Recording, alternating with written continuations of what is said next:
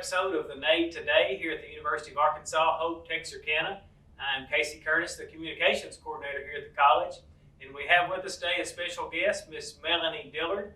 Miss Dillard is a math instructor here at the college, and she is also the Distance Learning Coordinator at the college. Miss Melanie, if you will, tell us a little bit about yourself. Okay. Thank you for having me. I am from the southwest part of Arkansas. I've been here my whole life. I graduated from Nevada High School. My kids go to school there now, and I went to college at Southern Arkansas University in Magnolia. Got my bachelor's and master's degree from there, and I expect I'll be here for the rest of my life. We really like this area. Melanie and I go way back. I actually went to Nevada High School as well, so we're proud Blue Jays, and I'm also a mule rider. And we're proud that the Blue Jays won the state championship basketball tournament last year. Go Blue Jays. That's right. All right, Miss Melanie, down to business. We're here to talk about online student orientation. What can you tell us about online student orientation? Well, student orientation for our online classes is really geared toward anyone that's new to taking an online class, but anybody can join that's taking an online class. We really try to make sure students understand how to log into their class, how to be successful in navigating through their class. There's a lot of little intricate things they need to know, be able to identify those really important documents and really study those documents. But we also talk about how to be a successful student, and those are great tips for anybody.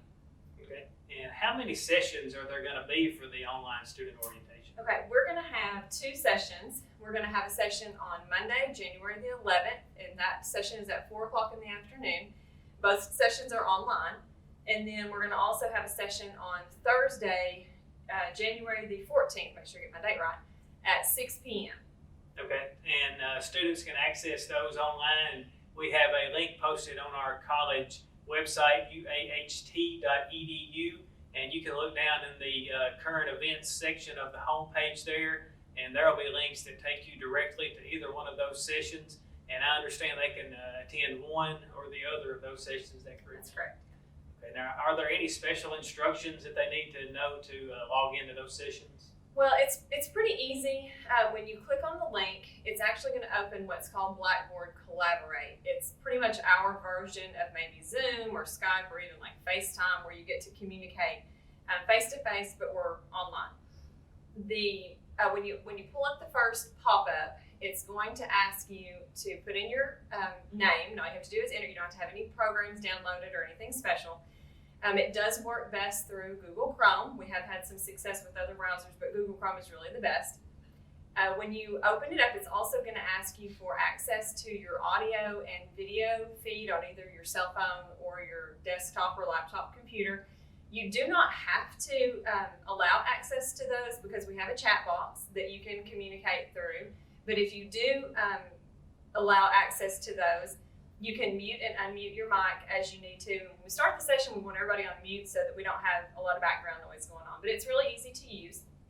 And the best thing about it is that everybody that joins that session will actually get to experience Blackboard Collaborate, which is the technology that you can use to later on in the semester tutor with your faculty members. So if you need help on a writing assignment or something like that, you can make an appointment like you're going to their office, but instead you're going to do it virtually. Okay, cool. And also there is links on that web page that you can click on that will give you the information on who to contact if you do have some trouble and if you need help with that. Now we're talking about these online classes. What all kinds of classes can students take here online, Melanie? Well, we have a wide variety. We have really worked over the last year and a half, 2 years at really adding a lot. We have the Associate of Arts in General Education. That entire degree can be done online now. We have a variety of other business classes that can be taken. And then we also have a funeral services degree that's completely online now. All right, and that funeral services degree is one of the unique degrees we offer here at the college. There's not a degree like that within 3 to 4 hours of our campus, so that's a unique degree, and you can get that online. Also, these online classes, they're a little bit different than normal classes, and so I was wondering if you could give us these students some pointers on how to be successful in those classes. Just some quick tips. You got to be in the right mindset. we don't want to go into an online class thinking it's going to be easier. It's more convenient because you can do your work from home and join class from home, but it is not easier.